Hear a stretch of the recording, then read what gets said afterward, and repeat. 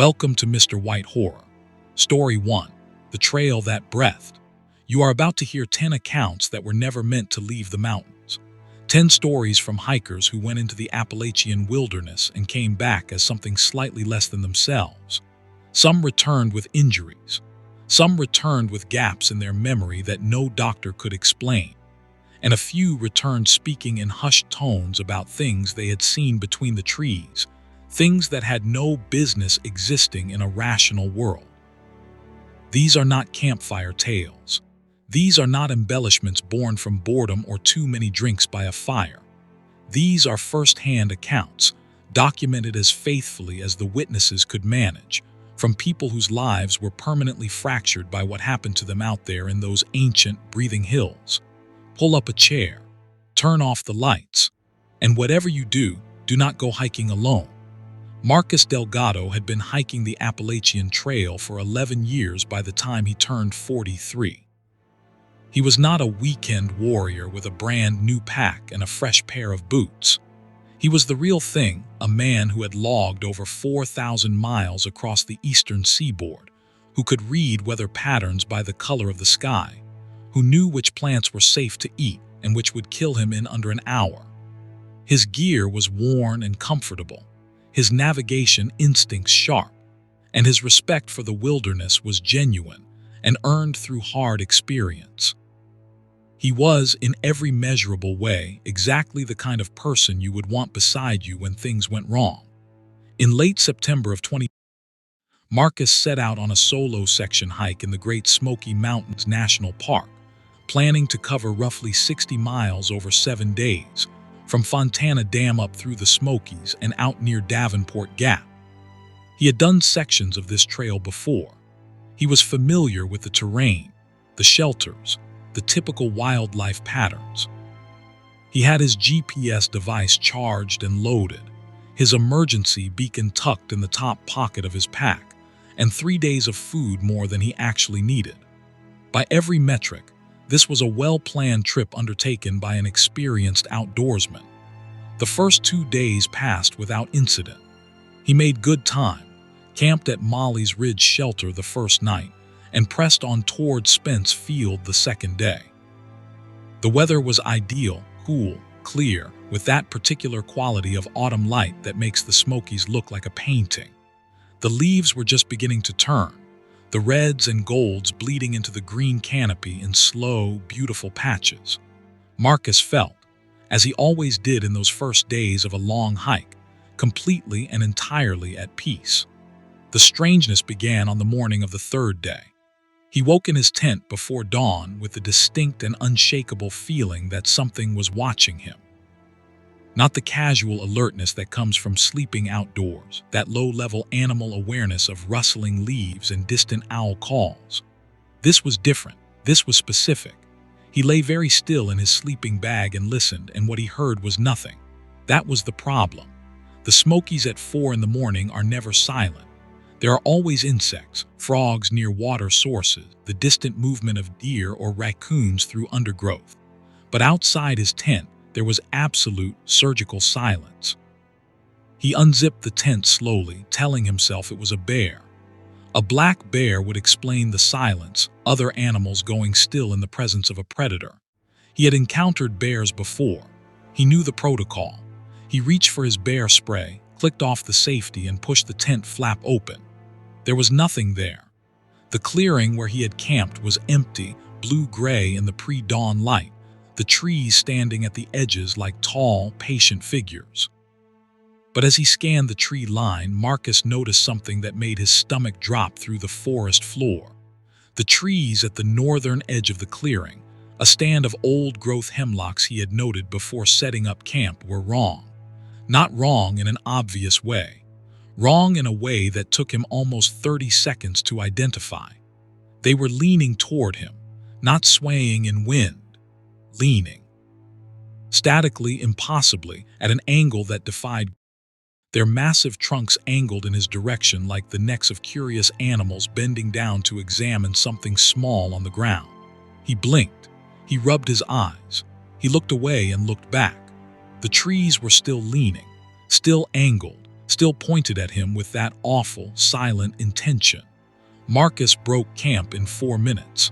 He had never broken camp that fast in 11 years of hiking. He was on the trail with his headlamp before the sky had lightened, moving fast and trying not to look back.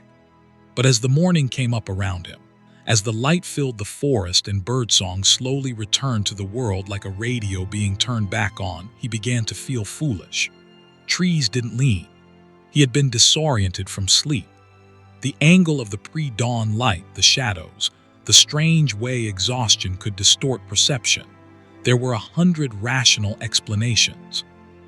By midday, he had almost convinced himself completely.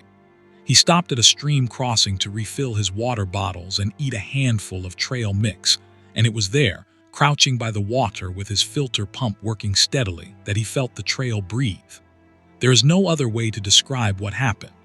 Beneath his boots, through the soles of his trail runners, the ground moved with a slow, rhythmic expansion and contraction. Not an earthquake tremor, not soil settling. Something that had a tempo to it. Something deliberate. He pressed his palms flat against the earth and felt it clearly, a pulse, deep and slow, like pressing your hand against the chest of something enormous and half asleep. He stayed at that stream crossing for 20 minutes, telling himself it was underground water movement, an aquifer pressurizing, some geological phenomenon he simply didn't understand. And maybe it was. But when he finally stood up and continued north, he noticed that the sound of his footsteps had changed. Each step produced a faint resonance, as though the trail beneath him were hollow, as though it were a membrane stretched over something vast and dark and alive. Marcus finished his hike. He made it to Davenport Gap 3 days later without anything else occurring that he could definitively classify as impossible. But he told me, when we spoke on the phone 6 months after his return, that he had not been back to the Smokies since. That he had started choosing trails with exposed ridgelines where he could see clearly in every direction. That he had started sleeping with one ear always half open, listening for the absence of sound. And that sometimes, when he was very still and the house was very quiet at night, he thought he could still feel it beneath the floorboards. That slow, patient pulse. The breathing of something that had noticed him and had not yet decided what to do about it. Story 2. The woman on Bearwallow Ridge. Priya Anand was not the kind of person who frightened easily. She held a degree in environmental science, had spent 2 seasons doing field research in remote parts of West Virginia's Monongahela National Forest, and had a calm, analytical mind that tended to find logical footing even in disorienting situations.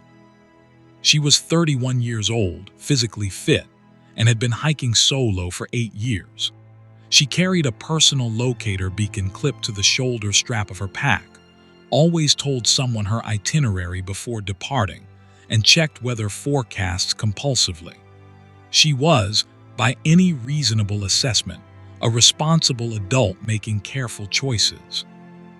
In early October of 2021, she set out on a 3-day loop in the Black Mountains of North Carolina, planning to summit Mount Mitchell, the highest peak east of the Mississippi, on the 2nd day of her trip before looping back south through the Balsam Highlands. She had done similar routes before.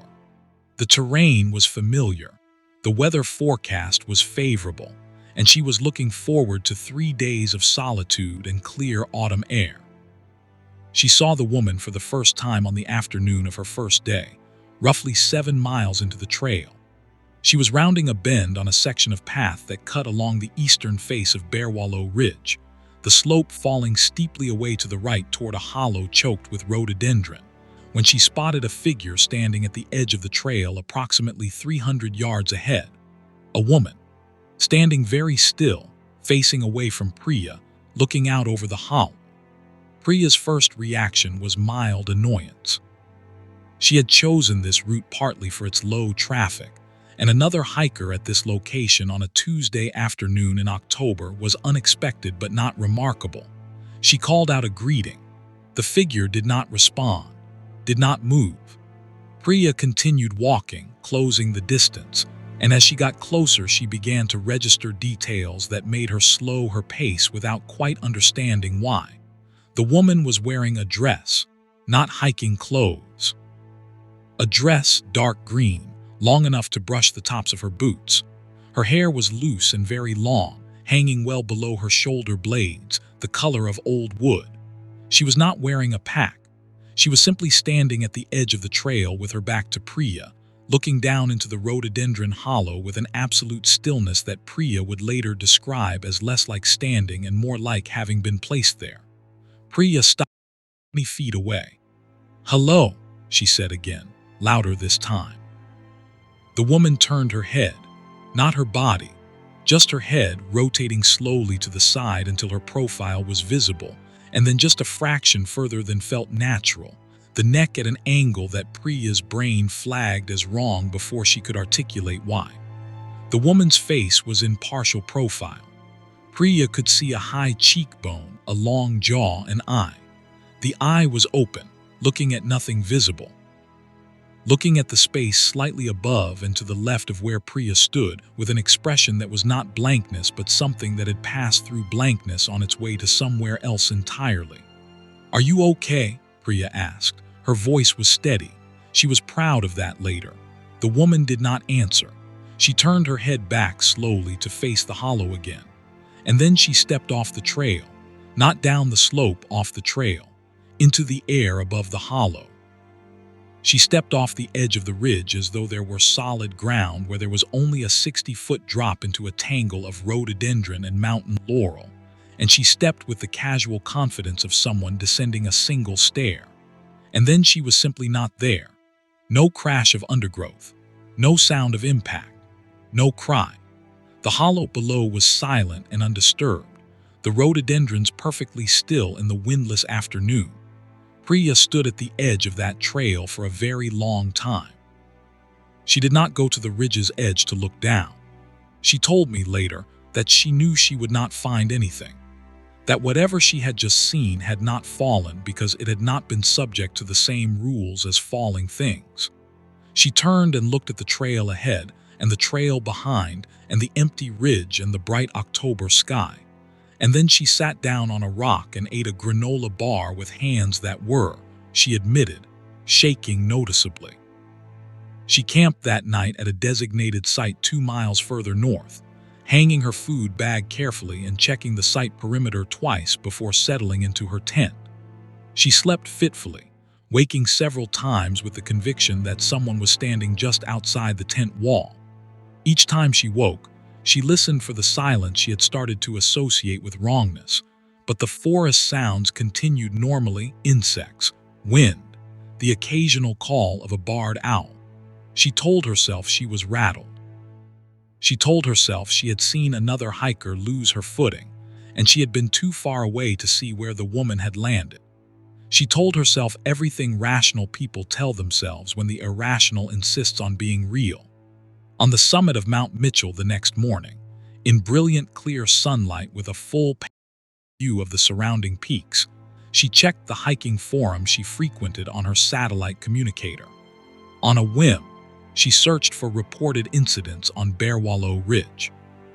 She found 3 posts spanning a period of 9 years, all describing the same woman, same dress, same long dark hair, same inexplicable stillness, same departure from the ridge's edge with no sound of impact below. None of the 3 posts had any replies. Each had been posted by a different user. 2 of the accounts had been added to a thread titled Folklore of the Black Mountains, as though the posters had decided after the fact that what they had seen belonged in the category of local legend rather than personal experience. The 3rd post ended mid-sentence, as though the writer had stopped typing and never come back to finish. Priya completed her loop. She returned to her car at the trailhead on the afternoon of the 3rd day, drove straight to a diner in Burnsville and ordered the largest meal on the menu, and ate it all in silence while the afternoon light came through the window and the world outside moved at its normal pace in its normal dimensions. She has been back to the Black Mountains twice since. She has not returned to Bearwallow Ridge. Story 3. Whatever was in the shelter. Jesse Callahan was 26 years old and 3 months into his first through hike of the Appalachian Trail when the events of November 8, 2020 occurred.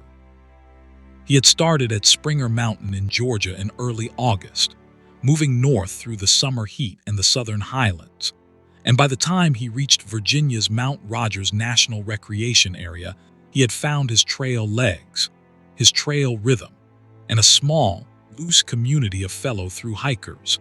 He walked near and camped within the comfortable, undemanding way of long-distance walkers who understand solitude but enjoy occasional company. He was a construction worker from Knoxville, lean and weathered by months on the trail, with a trail name Flatline that he had earned early in his hike when a hiking companion had fallen asleep on a group conversation, and he had continued talking for 20 minutes before noticing.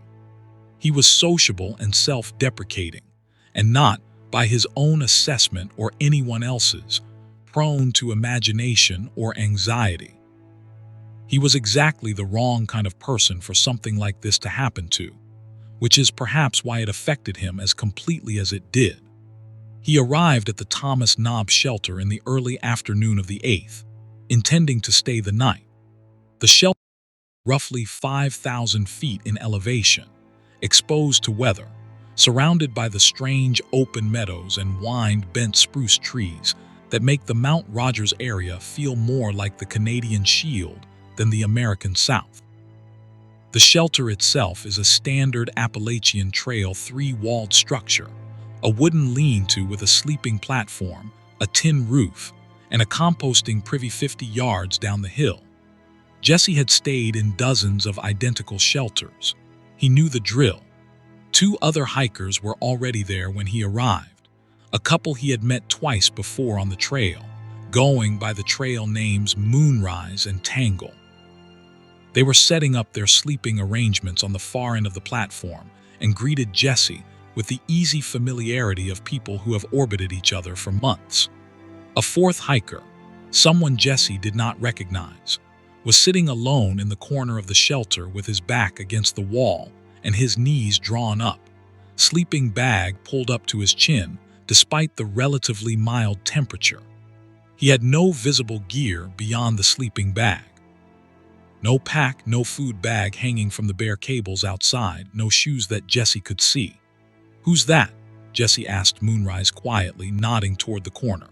Moonrise shrugged with the trail hiker's characteristic incuriosity. "Was there when we got here, hasn't said anything." Jesse arranged his sleeping pad and bag, cooked dinner on his camp stove at the shelter table, and ate while watching the fog come in over the meadows in long gray scarves. The stranger in the corner did not eat, did not move, did not appear to sleep in any way Jesse recognized. No change in breathing, no shift in position, none of the subtle physical relaxation of a body surrendering to sleep. He simply sat, very still, with the sleeping bag pulled up and his face turned toward the wall. Tangle, who was friendlier and less cautious than most trail hikers Jesse had met, called across the shelter at one point. "Hey, you want some dinner? We made extra." The stranger did not respond. Tangle exchanged a glance with Moonrise. Moonrise made a small, private gesture that said, "Let it go." They let it go. Darkness came down fast at that elevation, the fog thickening into a low cloud that settled over the meadows and reduced visibility to 30 feet. Jesse was in his sleeping bag by 8, reading on his phone, when he noticed that the stranger had turned around. He was no longer facing the wall. He was facing outward toward the open front of the shelter, and in the faint light from Jesse's phone screen and the small lantern Moonrise had hung from the roof beam, Jesse could see his face for the first time. He would spend a great deal of time later trying to describe that face. Not because it was monstrous. It wasn't. That was the problem. It was a completely ordinary face, a middle-aged man's face, average in every feature, the kind of face you would not look twice at in a grocery store. But there was something catastrophically absent from it. Not emotion was simply the first and most obvious thing Jesse reached for. What was missing was something harder to name. Something that every human face has as a matter of course, some basic signal of interior life, of an ongoing self behind the eyes. This face had the features without the content, a face-shaped gap where a person should have been. Jesse lowered his phone. The light from the screen dimmed. In the near dark, the stranger's eyes were open and fixed on the open front of the shelter, and after a moment Jesse realized the man was not looking at the fog-shrouded meadow outside. He was looking at something closer, something just beyond the shelter's edge in the narrow strip of darkness between the wooden floor and the beginning of the open air. Jesse looked. He saw nothing. He looked back at the stranger. The stranger's eyes had moved. They were looking at Jesse now, directly. With that same terrible, content-free steadiness, the gaze of something that did not need to look away because looking away served no social purpose for it, because social purposes were not among the categories of things it recognized. Jesse lay back down very carefully and closed his eyes and did not sleep for most of the night. Moonrise and Tangle were asleep within an hour, their breathing slow, and even in the darkness. The fog pressed against the open face of the shelter. At some point deep in the night, Jesse heard the sleeping bag shift, heard the distinctive sound of a body rising from a lying position, the soft rustle of nylon. He kept his eyes closed, heard footsteps on the shelter platform, slow, deliberate, moving toward the open edge, heard them descend the wooden steps at the front of the shelter, and then nothing. No sound of footsteps on the trail outside. No rustle of meadow grass. Just the fog and the wind and the two other hikers breathing their normal human sleep. In the morning, the corner of the shelter where the stranger had been was empty. No impression on the sleeping platform. No scuff marks. The bare cables outside held only the food bags of the three hikers who remained. Jesse asked Moonrise and Tangle if either of them had woken in the night. Neither had. He asked if they had seen where the man had gone. They had assumed he left early, as some hikers do. Jesse finished his through hike 4 weeks later. He summited Katahdin on a gray December day with a small group of late-season finishers and cried in the genuine, exhausted way of people who have accomplished something enormous. He has not gone back to Thomas Knobb's shelter. He has told this story exactly 3 times, once to me, once to a therapist who suggested sleep deprivation as an explanation, and once to Moonrise, who went very quiet on the phone and then said, "I know. I woke up. I just didn't want to tell you." Story 4. The Map That Changed. Ellen Marsh had been a cartographer for 19 years before she retired and discovered long-distance hiking. There was something she loved about paper maps, not GPS devices, not trail apps, but actual topographic maps, the kind with brown contour lines and blue water features, and the peculiar intimacy of knowing that someone had walked every inch of that terrain to produce the document in your hands. She was 61, silver-haired, meticulous, and utterly unembarrassed about hiking slower than almost everyone else on the trail. She was there for the landscape, not the mileage. In May of 2022, she set out for a week-long section hike on the Appalachian Trail in central Virginia, a stretch she had been planning for 2 years. She had 4 maps, National Geographic Trails illustrated sheets, waterproofed and laminated by a print shop near her home in Charlottesville. She had read them so many times she could describe the major features of each map from memory. The Tye River Valley, the Three Ridges Wilderness, the massive eastern face of the Priest, one of the steeper climbs in Virginia's AT section. She knew this terrain on paper with the professional intimacy of a woman who had spent 2 decades rendering landscapes into symbols. The maps changed on the 3rd day. She noticed it at lunch, sitting on a rock outcropping on the eastern slope of Maintop Mountain, eating a peanut butter tortilla and reviewing the afternoon's route. She had the map spread on her knees, oriented to the terrain around her, and something was wrong. Not catastrophically wrong. The kind of wrong that nags at the edge of attention before announcing itself fully. The contour interval was off. She knew this stretch of the three ridges had a prominent eastern spur, a subsidiary ridge running roughly northeast from the main ridgeline that she had noted as a landmark because the trail crossed it at an oblique angle. On the map she had studied for 2 years, that spur was clearly marked, its contour lines describing a modest but distinct elevation feature. On the map in her, it was not there. The contour lines in that area ran parallel and clean, describing a uniform slope with no spur, no subsidiary ridge, nothing. Ellen told herself she had grabbed the wrong map sheet. She checked the others. The same section appeared identically on 3 of the 4 sheets. The spur was absent from all of them. She looked up from the maps and looked at the terrain. The eastern spur was there. She could see it from where she sat, the land rising and falling in exactly the shape she had expected. A distinct ridge feature running off to her northeast, real and solid, and present in a way that the map now refused to acknowledge. She spent 20 minutes with the maps that afternoon cross-referencing, looking for any possibility of misidentification or disorientation. She found none. The discrepancy was specific and localized. Every other feature on the maps matched the terrain perfectly. Only the eastern spur was absent. Only that one feature had been removed from the paper. She camped that evening with the uneasy, specific anxiety of someone who has found an error in their own professional domain, a cartographer who cannot reconcile her map with her terrain. She went through the maps again by headlamp, looking now for any other discrepancies, and found one she had missed. A small pond, unnamed on the map, sitting in a shallow depression off-trail to the west of her campsite. She had walked past it that afternoon. It was there. The map showed no pond. On the 4th morning, she found a third discrepancy. A creek crossing that the map showed as seasonal and minor had become a significant water feature overnight, not because it had rained, because it had not. And the crossing shown on the map had become an unmarked ford of a creek that appeared, by contour and volume, to be substantially larger than any feature in the area should have been. She crossed it carefully and looked back at the map. The creek that existed was not the creek on the map. She was standing beside a waterway that the map denied. Ellen is not a mystical person. She does not traffic in the supernatural, does not believe in ghosts or portals or dimensional anomalies.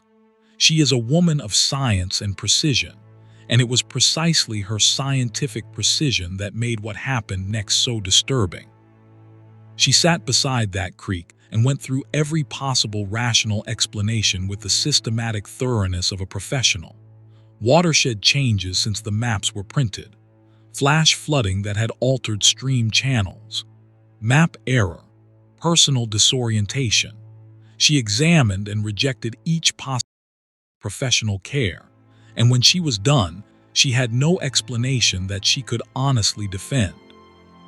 On the 5th day, she found a trail junction that the map showed as 0.2 of a mile further south than it actually was. On the 6th day, a rocky summit marked as a viewpoint on the map was forested to the horizon in every direction. On the 7th and final day, hiking out toward her planned trailhead near Reed's Gap, she came around a bend in the trail and found herself facing a road. Not the road she expected, Route 664, 2-lane, familiar from her pre-trip research. A different road, wider, with a surface that looked newer than any rural Virginia backroad she had ever seen, and no road signs visible in either direction. She stood at the edge of that road for a long time. Then she walked south on it for half a mile until she found a Route 664 sign, turned left, and walked another 1/4 mile to the parking area where her car was waiting exactly where she had left it. She did not stop to examine the road or try to identify it. She put her pack in the trunk, drove to a gas station in Waynesboro, bought a large coffee and a bag of chips, and sat in the parking lot for an hour before driving home. She still has the 4 maps. She has shown them to 2 former colleagues, both professional cartographers who confirmed that the discrepancies she had photographed during her hike were not present on the maps. The features she claimed were missing or wrong appeared correctly on the documents in her hands. The maps in her hands, she maintains, now show the terrain exactly as she encountered it. They are, she believes, accurate to a landscape that does not quite match the one she remembers from before. Story 5. Voices Below Roan Mountain. Daniel Okonkwo was a former Army Ranger who had done 2 tours in Afghanistan before transitioning to civilian life and discovering the Appalachian Trail as a form of ongoing therapy. He was 38, powerfully built, methodical in the way combat experience tends to make people methodical, and absolutely not given to panic or exaggeration. His therapist had recommended long-distance hiking not as a metaphor for healing, but as a literal prescription: sustained physical exertion in natural environments, regular engagement with the sensory present, the meditative simplicity of putting one foot in front of the other. Daniel had embraced the prescription with the same disciplined commitment he brought to everything else. He was doing a section of the Appalachian Trail through the Roan Highlands of North Carolina in late July of 2020, a stretch famous among trail hikers for its open balds, treeless summit meadows, where the AT runs exposed across the high ridgeline with views stretching 50 miles in every direction on clear days. The balds in summer are carpeted with wildflowers and filled with the sound of wind and insects, and they possess an expansive, almost oppressive beauty that tends to make hikers stop walking and simply stand for a while, looking out. Daniel was crossing Grassy Ridge Bald on the afternoon of his second day when he heard the voices. He stopped and turned, expecting to see other hikers behind him. The open terrain made sound travel strangely, and voices could carry up from the forest below the bald. But the trail behind him was empty as far as he could see, a mile of exposed ridge with nobody on it. The voices came again, not from behind him, from below, from the ground. He stood very still and listened. Old training, the ability to go completely quiet and let his senses reach, and the voices were there, clear and multiple and speaking just below the range of comprehension. The murmur of conversation filtered through several feet of earth, not echoes. Not wind shaping itself around rock into something vocal. Voices.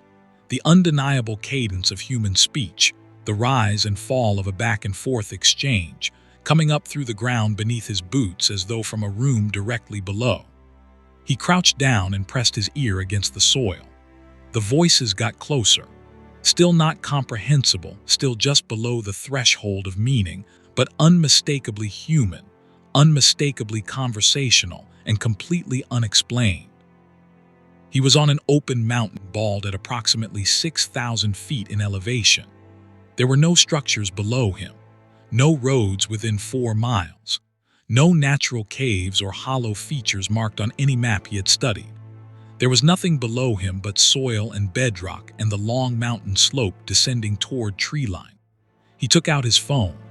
He had partial signal, surprisingly, a single bar that sometimes resolved into enough data transfer for basic functions.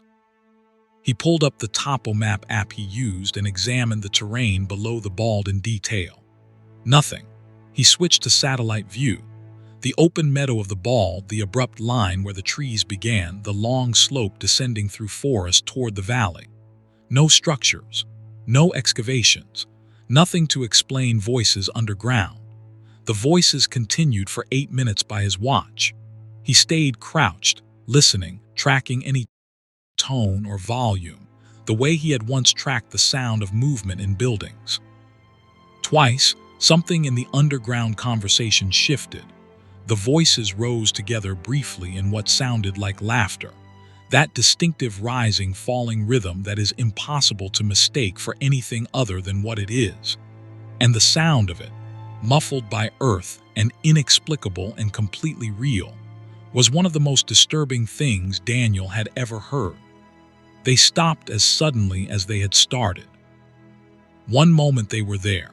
The next moment there was only wind across the bald and the distant sound of a thrush from the treeline below. Daniel stayed crouched for another 2 minutes, listening. Nothing. He stood, checked the trail in every direction. Empty. He looked at the ground as if something visible might explain it. Grass and soil and rock, perfectly ordinary. That night he camped at Stan Murray's shelter, and in his trail journal, which he kept faithfully as his therapist had suggested, a daily record of physical observations and emotional states, he wrote a careful account of what he had heard. He wrote it the way he had been trained to write operational reports: specific times, specific durations, specific locations referenced by trail feature and GPS coordinates, specific descriptions of the acoustic qualities of what he had experienced. He noted that he had not been sleep-deprived, had not been hypoglycemic, had drunk adequate water and eaten adequately that day. He noted that he had no explanation. He showed the journal entry to his therapist at his next session. She read it carefully and asked him, without dismissiveness, whether he had considered that sustained grief and psychological stress could sometimes produce auditory experiences that felt completely real. He told her he had considered it. He told her he had spent 2 tours in environments where auditory hallucination was a documented risk, and he knew from his own training what hallucinations felt like from the inside. He told her that whatever he had heard on Grassy Ridge Bald had not felt like that. He has returned to the Roan Highlands 3 times since. He crosses Grassy Ridge Bald quickly now, without stopping to look at the views. Once on his second return trip, he paused at the exact location he had marked in his GPS and stood very still for 30 seconds, listening. He heard wind.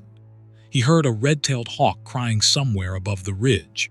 He heard his own breathing. He did not hear voices.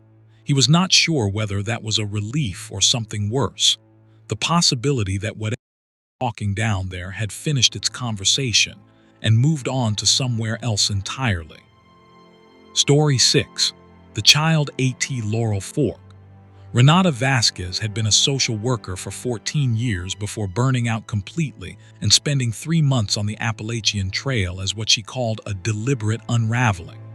She was 44, divorced, childless by choice, and exhausted in the particular, corrosive way of people who spend their professional lives absorbing other people's suffering. The trail, she said, was the first place she had felt genuinely present in years. She was not an especially technical hiker. She had learned as she went, made her share of rookie errors with gear and mileage expectations.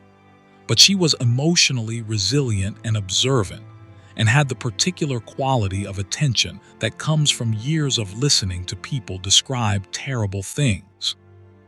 In June of 2019, she was hiking through the Laurel Fork Gorge in northeastern Tennessee, a remote and spectacularly beautiful section of trail that follows a series of waterfalls down a tight gorge carved through old sandstone. The trail here is close to the water, sometimes crossing it multiple times via stepping stones and small wooden bridges, and the sound of the creek fills the gorge so completely that other sounds become difficult to locate. It is easy to miss the noise of other hikers approaching. It is also easy, Renata later reflected, to hear things in the constant white noise of falling water. She heard the child at approximately 2 in the afternoon, on her second day in the gorge, working her way upstream past a particularly dramatic cascade. The sound was unmistakable, a child calling out, the high, clear voice cutting through the water noise with the specificity of a sound source that is close and real. She stopped immediately. The voice was coming from the far bank of the creek, from a dense thicket of rhododendron that grew right to the water's edge. "Hello," she called. "Are you okay?" the child called back, not in response to her question, not answering her, but repeating whatever it had been calling before, with the same rhythm and cadence, the same 6 or 7 syllables that she could not quite resolve into words. She told me it was like hearing a word in a language you almost speak, familiar in rhythm, but not in meaning, hovering at the edge of comprehension. Renata waded across the creek without hesitation. She had spent 14 years responding to situations involving children in distress, and the response was absolutely automatic. The calculation herself simply did not compete with the sound of a child's voice. The water was knee-deep and cold, pulling at her with more force than she expected, but she made it across and pushed into the rhododendron thicket on the far bank, forcing her way through the interlocked branches toward where she had located the sound. The thicket was empty. She pushed through it for 10 minutes, calling out, listening for any response. Nothing. The rhododendron on the far bank extended 20 feet back from the water's edge and then gave way to a sheer sandstone bluff, 8 feet high and unscalable. She was in a corridor, rhododendron on 3 sides, cliff behind. There was nowhere the child could have been except in the same space she now occupied, and there was nobody there. She climbed back out to the waterline, dripping and cold, and stood listening. The creek noise filled everything. And then the voice came again behind her now from the original side of the creek, from the spot on the bank where she had been standing. Same rhythm, same indecipherable 6 or 7 syllables. The exact same sequence, delivered with the exact same cadence, as though a recording were being played back. Renata is a trained observer of trauma. She knows what dissociation looks like from the inside and outside. She knows the symptom patterns of acute stress response. She stood on that creek bank and cataloged her own mental state with professional precision and concluded that she was alert, oriented, and not experiencing any known symptom of psychological disturbance. She was simply hearing something that she could not explain. She did not cross back. She stood and listened as the voice repeated itself twice more, each time from the original bank, each time the same sequence with no variation. Then it stopped. She waited 5 minutes. Nothing. She found a crossing point 30 yards upstream and made her way back to the trail, collected her pack where she had dropped it, and continued upstream with her heart rate elevated, and her attention locked onto every sound the gorge produced for the next 3 hours. At the shelter that evening, she talked to another hiker who had come through the gorge the previous week. She described what she had heard without editorializing. The other hiker, a woman in her 50s, an experienced trail veteran, listened and then nodded slowly. "There's a story about this gorge," she said. "Old one. I don't know if you want to hear it." Renata told her she did.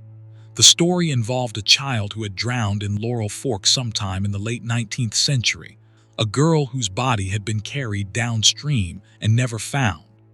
Locals in the area had reported hearing a child's voice in the gorge for generations. The story was old enough to have been written down in a regional folklore collection published in 1947, which the other hiker had read at a library in Hampton, Tennessee. Renata asked if the collection specified what the child's voice was saying. The other hiker was quiet for a moment. It described it as the same syllables, repeated over and over. They thought it was a name, that the girl was still calling for her mother. Renata has no framework that accommodates what she heard in Laurel Fork. She is not a religious person. She does not believe in ghosts in any conventional sense.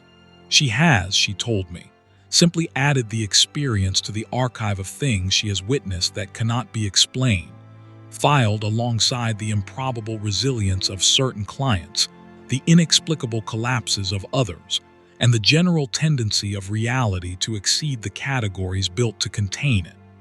Story 7. The second version of Roger. This account comes from Thaddeus Kimura, a 55-year-old retired high school biology teacher from Asheville, North Carolina, who has hiked sections of the Appalachian Trail every year since he was 30. He is not prone to exaggeration. He keeps detailed hiking logs, photographs everything he considers significant, and approaches the natural world with the specific, appreciative precision of a man who spent 30 years teaching young people to observe carefully. He is also, he told me when we spoke, the kind of person who knows exactly how this story sounds and has made peace with telling it anyway. In August of 2018, Thaddeus was doing a 4-day section hike in the Nantahala National Forest in southwestern North Carolina, a remote and rugged stretch that sees less traffic than many parts of the AT due to its distance from major trailheads. He was hiking alone, as he preferred, and had not planned on company. But on the second morning, he encountered another solo hiker moving in the same direction, a man about his own age named Roger, who introduced himself with the cheerful, transparent friendliness of someone who had been alone for several days and was glad of conversation. They spent most of that day hiking together. Roger was a retired engineer from Charlotte, on a similar multi-day section, and they found each other easy company, shared interests in birds, the same relaxed hiking pace, compatible conversational styles that allowed comfortable silence as readily as engaged discussion. By the time they reached the shelter where they would both camp that Thaddeus had the pleasant sensation of having made a genuine acquaintance, the kind of easy connection that the trail seemed to produce more readily than ordinary life. Roger made camp on the opposite side of the shelter from Thaddeus, and they cooked dinner separately but ate together at the shelter table, talking until nearly 9 o'clock before the growing dark, and the day's mileage conspired to send them both to their sleeping bags. Thaddeus fell asleep quickly and slept well, waking once around 3 in the morning to use the privy and noticing, as he crossed the shelter, that Roger's sleeping bag was zipped and apparently occupied, a mound of dark fabric on the platform across the shelter. In the morning, Roger was gone. His sleeping bag was neatly rolled and strapped to his pack, which was leaning against the shelter wall. His boots were gone. His stove and pot were cleaned and stowed. But he was not at the privy or at the water source or at any point visible on the trail in either direction. Thaddeus waited 20 minutes over his morning coffee and then packed up, assuming Roger had gotten an early start without wanting to wake him. He caught up with Roger 2 miles up the trail. And this is where Thaddeus insists on the precision of language, he encountered someone who looked exactly like Roger, hiking the same direction at the same pace, wearing the same clothing. He called out. The figure stopped and turned. Roger's face, Roger's sunburned nose, his reading glasses pushed up on his forehead, his slightly lopsided trail grin. "Morning," the figure said. "You're up early." Thaddeus told me that this was the moment everything went wrong, though he couldn't immediately identify why. He said the wrongness was not visible. It was not audible. It was something in the processing, the signal reaching his brain and the brain's response to it, a fraction of a second of delay between recognition and comfort that should not have been there with someone he had spent 8 hours with the previous day. It was like watching a very good translation of a person, he said. All the words were right, the face was right, but something in the original language was missing. They hiked together for another 2 hours. The figure spoke easily, referenced specific conversations from the previous day accurately, asked questions that Roger would have asked, made observations about the birds they passed that were consistent with Roger's apparent interests. Everything was correct. Everything was sourced from the right data. And throughout, Thaddeus felt the wrongness growing, not dramatically, not in any way that produced obvious alarm. Steadily, a deepening certainty that the person beside him was performing Roger from the outside, while something else entirely operated the machinery. At a stream crossing around 11 in the morning, Thaddeus stopped to filter water, and the figure stopped beside him. And as Thaddeus worked his filter pump, the figure crouched at the stream's edge and looked into the water, and Thaddeus glanced over, and the figure's reflection in the water was wrong. Not dramatically wrong. Not the reversed face of a demon or the absence of a reflection entirely. Simply wrong, off by the kind of margin that is impossible to describe but immediately, viscerally apparent to a man who has taught biological observation for 3 decades. He said he made a decision in that moment. He finished filtering his water, shouldered his pack, and told the figure he was going to push harder miles that afternoon and was going to stop taking breaks. The figure nodded agreeably. They parted ways at the next junction, the figure continuing on the AT while Thaddeus took a connecting trail toward a forest road where he had no plan to be. He drove home that day, cutting the trip short by 2 days. A week later, thinking of Roger, the real Roger, the easy lunch companion, the birder from Charlotte, he searched for the name on a hiking forum where people sometimes connected after meeting on trail. He found a Roger matching the description who had posted 2 weeks prior about his upcoming section hike. He sent a message. Roger replied the same day. He had completed his hike without incident. He had not seen another solo hiker matching Thaddeus's description. He had camped alone both nights. Thaddeus has not told Roger what he believes happened on that trail. He has not told most people. He told me because I asked specifically, and because he is, at this point in his life, more interested in honesty than in credibility. Story 8. The Light Beneath Blood Mountain. Camille Fontaine was 22 years old, a recent college graduate with a degree in outdoor recreation management, when she made the decision to do a solo overnight at Blood Mountain in Georgia's Chattahoochee National Forest. Blood Mountain is one of the most popular hiking destinations on the southern Appalachian Trail, the highest peak in Georgia along the AT corridor, with a stone shelter near the summit that has stood since the 1930s and dramatic rocky summit views. It is not a remote or especially challenging destination by serious hiker standards. It is a well-maintained, well-trafficked mountain with clear signage and cell coverage at the summit. Camille had been there twice before and chose it specifically for its relative accessibility. She was an experienced day hiker making a deliberate, low-risk transition to overnight solo hiking. She arrived at the Neal Gap parking area on a Thursday evening in March of 2023, well before dark, and made the 2.3-mile climb to the summit shelter in about 90 minutes, arriving with 2 full hours of daylight remaining. The shelter was empty. A register inside showed the last visitor had been 4 days prior, which was consistent with the midweek timing. She set up her sleeping kit on the wooden sleeping platform, cooked an early dinner at the stone shelter table, and watched the sunset from the rocky summit knob 50 yards from the shelter's entrance. The views were everything they were supposed to be, a rolling sea of blue-gray mountains in every direction, the Georgia highlands at their most expansive and peaceful. She went asleep at 9:30, early even by trail standards, and slept heavily until the light woke her. This was at 2:17 in the morning, and she knows the time precisely because she checked her phone when she sat up, automatically as people do. The light was coming through the shelter's 2 window openings, narrow horizontal slits in the stone walls, more ventilation than window, and it was blue-white in quality, steady in intensity, and coming from below the summit rather than above. There are no roads at the base of Blood Mountain accessible at night.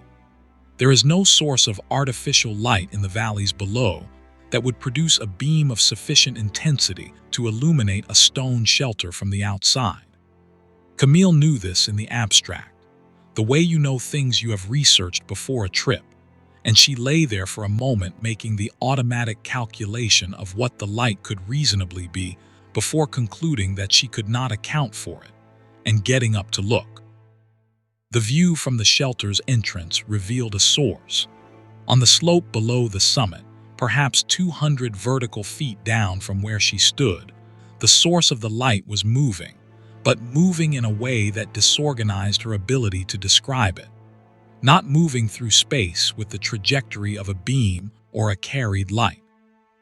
Moving within a fixed area, a roughly circular region on the slope where the light seemed to be not located but concentrated, rising and falling in intensity, shifting in its internal distribution without changing its external boundary. The effect was of something contained, a light that was not escaping in any direction, but existing fully and purely within a defined space on the mountainside. Camille watched it for 11 minutes. She timed it on her phone, initially for reasons she could not clearly explain, and later because she needed to have something concrete to tell people. In those 11 minutes, the light pulsed 3 times in a slow cycle, each pulse taking approximately 3 minutes to complete, rising through a peak of blue-white intensity that made the rocks around it briefly visible in sharp detail before fading back to a dimmer baseline. Between pulses, the light was not extinguished. It simply waited, patient and low, as though gathering itself. She did not go down the slope. She told me later that the decision not to investigate was not fear in any conventional sense, but something more like recognition.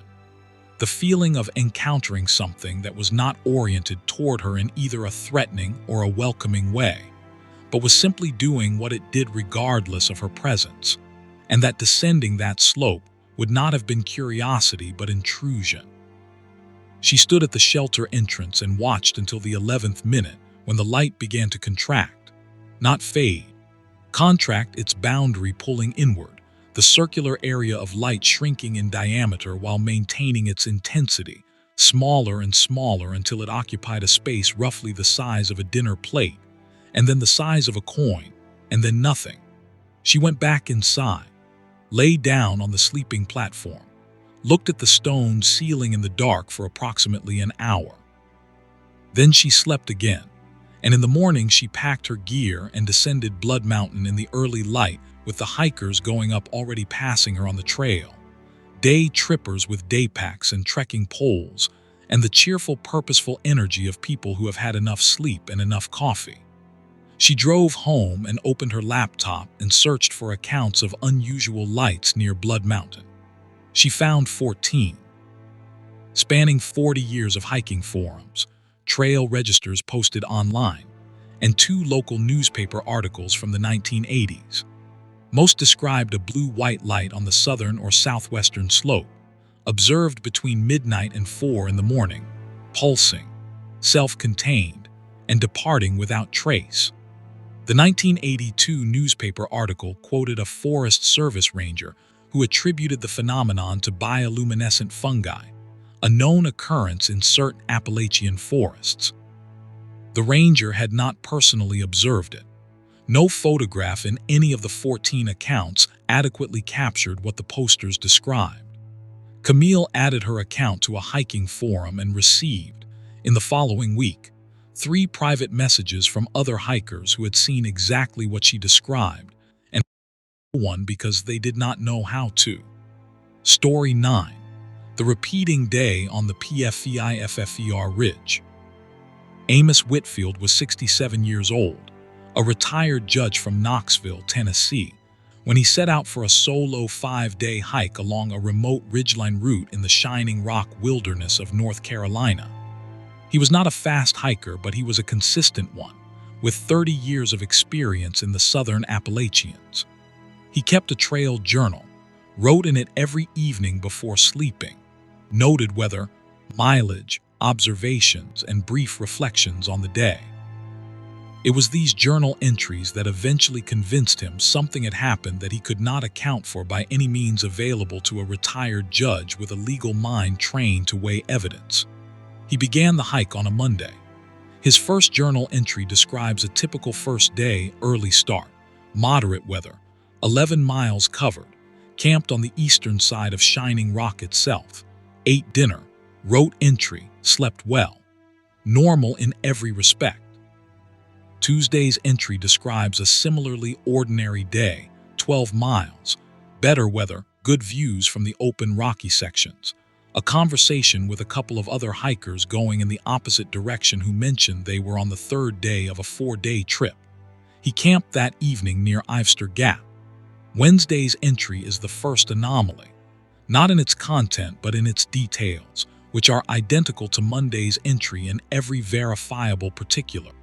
The same weather description, the same mileage.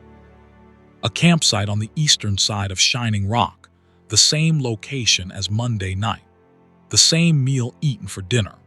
Amos noted in Wednesday's entry that something felt wrong about the day, that he had a pervasive and inexplicable sense of familiarity throughout the hiking, but he attributed it to fatigue and the way long-distance hiking can blur individual days into a sameness of rhythm and effort. Thursday's entry matches Tuesday's. Same mileage, same weather observations, same conversation with a couple of hikers going the opposite direction who mentioned they were on the third day of a 4-day trip. Amos noted this explicitly in his Thursday entry, that he had met the same 2 hikers, or hikers who appeared identical to the hikers from Tuesday, at nearly the same location on the trail, reporting the same status in their own trip with the same phrasing. He wrote, "This is probably coincidence, but I find it unsettling in a way I cannot precisely articulate." Friday's entry matches Wednesday's, which matched Monday's. Same meal, the same sense of familiarity, now acknowledged explicitly as something more than fatigue. He wrote, "I am becoming concerned that something is wrong with my perception of time. I have checked my journal and my entries appear to show a repeating 2-day cycle. I do not know if this is a failure of my memory or a failure of reality, and I find that I cannot determine which with any confidence." He came out of the Shining Rock Wilderness on Saturday morning, with 5 full days of journal entries covering what his journal described as 6 hiking days, and a GPS track that showed 5 days of recorded movement covering the planned 60-mile route. But the journal entries described a route that repeated itself, that covered the same ground twice in what felt like forward motion. The hikers he had met going the opposite direction on what he thought was both Tuesday and Thursday would have been, if real, the same 2 people on the same day covering the same ground in both instances. He called his son from the trailhead parking lot and had a long conversation about nothing in particular, listening for his own lucidity, testing his memory and orientation against the reality of a cell phone call with someone who knew him well. His son noticed nothing unusual. He drove to Brevard and checked into a motel and slept for 11 hours, and in the morning ordered the largest breakfast the diner attached to the motel offered and read his trail journal from beginning to end. It read, he said, like a testimony to something he could not name. Clear, detailed, specific, internally contradictory, in a way that pointed not toward confusion, but toward an experience that had simply not obeyed the normal constraints of sequential time. He had the GPS tracks analyzed by his grandson, who was studying computer science, and asked specifically whether the tracks were consistent with someone hiking the same ground twice in the same direction. They were not. The tracks showed a continuous route from start to finish with no doubling back, covering the planned route in the planned direction. The journal and the GPS track described, simultaneously and irreconcilably, 2 different experiences of the same 5-day period. Amos filed the journal in a box with a note on top explaining its contents in legal language. It read, "This document contains accounts that I cannot reconcile. I have reviewed it multiple times and find no evidence of memory failure, delusion, or fabrication on my part. I am placing it here as evidence of an experience I do not understand. Future examination is invited." He has not returned to the Shining Rock Wilderness. He told me he would not know, if he did return, whether he was going there for the first time. Story 10. The Last Camp at Cold Mountain.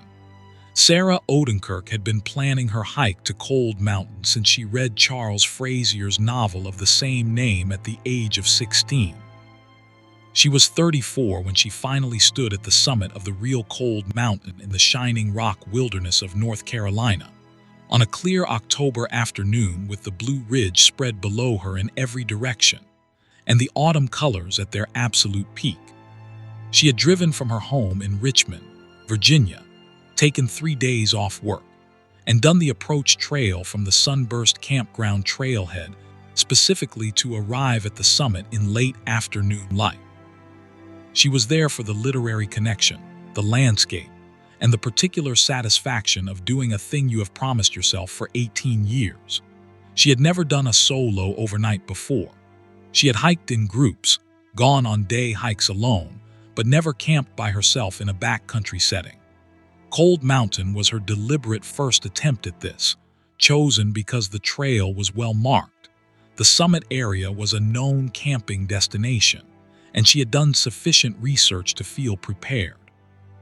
She had borrowed a friend's lightweight tent, practiced setting it up in her backyard twice, and packed with the careful anxiety of a first-timer who had read every gear list on the internet. She set up camp in a flat clearing just below the summit, got the tent right on the second attempt, and was eating a freeze-dried meal she had not expected to taste as good as it did when the man appeared at the edge of her clearing. He came from the north, from the direction of the summit, which was behind and above her camp, and he was walking toward her campsite with the deliberate, aimed trajectory of someone who had seen her camp from a distance and headed toward it. He was tall, older, wearing faded wool clothing that looked unlike any hiking gear she recognized, carrying nothing that she could see, no pack, no trekking poles, no water bottle.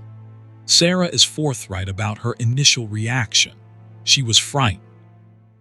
A man appearing from the direction of the summit after sunset, heading directly toward her solo camp, triggered every safety instinct she had, and she stood up quickly and positioned herself with the tent at her back and called out, "Can I help you?"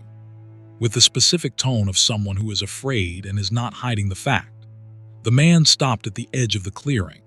He was perhaps 60 feet away and the light was going fast, the sky still bright but the clearing filling with shadow from the tree. She could see him clearly enough, a large man, heavyset, with a beard and a hat she associated with another era, a broad-brimmed hat of a style she didn't see on trails. He was looking at her camp, not at her. At the tent, the stove, the pack, looking at these objects with an expression she described to me as baffled, not hostile, not predatory. Baffled, the expression of someone confronting things they do not recognize. "Are you all right?" she asked. Her voice was steadier than she felt. He looked at her then, full attention, direct, the way people look when they are processing something that doesn't fit. His mouth moved slightly. No sound came out that she could hear. He looked back at the tent. "Do you need help?" Sarah asked. She was running through her options in the way that women alone in isolated places necessarily do. Her bear spray was in the tent pocket. Her phone was in her jacket pocket with 1 bar of signal. The trail back to the trailhead was 6.8 miles and it was almost dark. The man turned and walked back into the trees, not hurriedly, with the same deliberate pace that had brought him into the clearing, now in reverse, retreating toward the north and the summit. Within 30 seconds he was gone, absorbed into the dimming forest without a sound of footsteps on leaves or branches. Without any of the acoustic trace, a person of his size should have left moving through dense mountain laurel at the clearing's edge. Sarah spent a very bad night in that clearing. She did not sleep before 2 in the morning, lying in her tent with the bear spray beside her and her phone open to the emergency dial screen, listening to every sound the forest made. Nothing else occurred. No further approaches, no sounds that did not belong. By 4 in the morning, she had concluded that she was safe and fallen into a shallow, adrenaline-depleted sleep. In the morning, she packed camp quickly and descended to the trailhead in under 3 hours, stopping only to fill her water bottle. On the drive home, she tried to construct an explanation that satisfied her. A local eccentric, a poorly equipped day hiker caught out after dark who had seen her camp and been momentarily interested. A shepherd, cold mountain surrounding areas have a long history of grazing in traditional work clothing. Each explanation had a fatal problem, the most basic being the quality of the man's attention when he looked at her tent. That baffled, uncomprehending look. She researched Cold Mountain extensively in the weeks following her trip. She found accounts in a regional history of Haywood County, North Carolina, of a homestead that had summit in the mid-19th century, abandoned after the Civil War. A photograph from the 1890s showed the ruins of a stone foundation. A family named Oates had farmed the high slopes of Cold Mountain for 3 generations before the last of them moved to the valley. She found no photographs of any family member. She found no description of the last man to live there. She has not gone back to Cold Mountain. The novel is still on her bookshelf in Richmond, a paperback with a cracked spine and the receipts from 2 gas stations used as bookmarks from the first time she read it at 16. She cannot read it now without thinking about the edge of the clearing and the man looking at her tent with that profound and unsettling confusion, as though the tent and the freeze-dried meal and the synthetic sleeping bag and Sarah herself were the strange and inexplicable things in that clearing, as though she were the one who should not have been there.